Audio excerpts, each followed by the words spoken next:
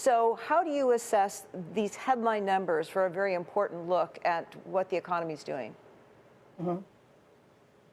Well, I think manufacturing sectors, they are supposed to do okay, but because of this global supply chain problems, they suffered up to October. But I think from November, at least semiconductor chip shortage improving. So I think we will start to see some pickup in export to China and other countries, but also all depend on this new variant cases. But for the non-manufacturing sectors, at least on the large companies, because we have a lot of flexible mobility now, and so because very limited number of COVID-19 infected people, so we started to see a lot of activities.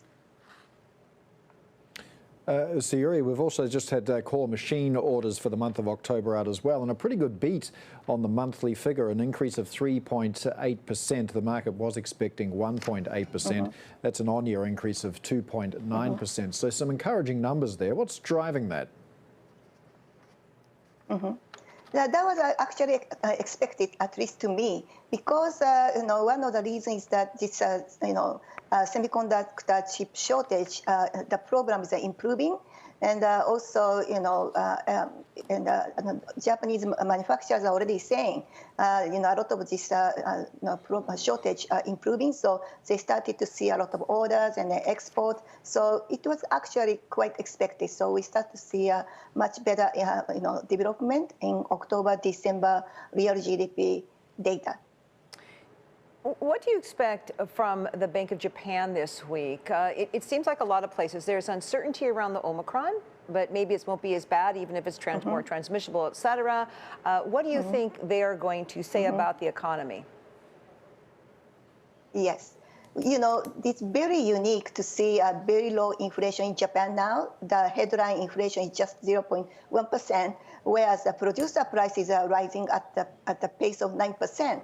But when we look at the U.S., the inflation is at 6%. So what does it mean? It means that the companies are suffering from this growing, very expensive commodity prices, imported prices. But unlike the United States, the Japanese companies are not able to pass those increased input costs on consumer prices. So this means consumers' consumption remain quite weak.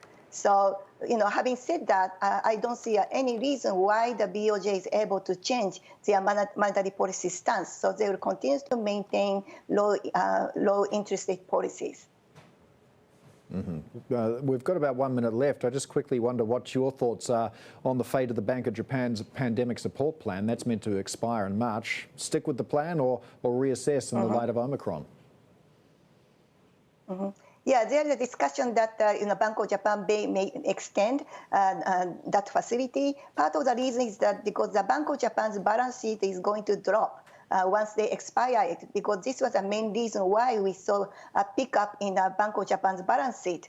So, one reason, and then Bank of Japan's forward guidance is saying until they get, above 2% inflation, they have to increase monetary base. So this is the one contradiction they are facing now.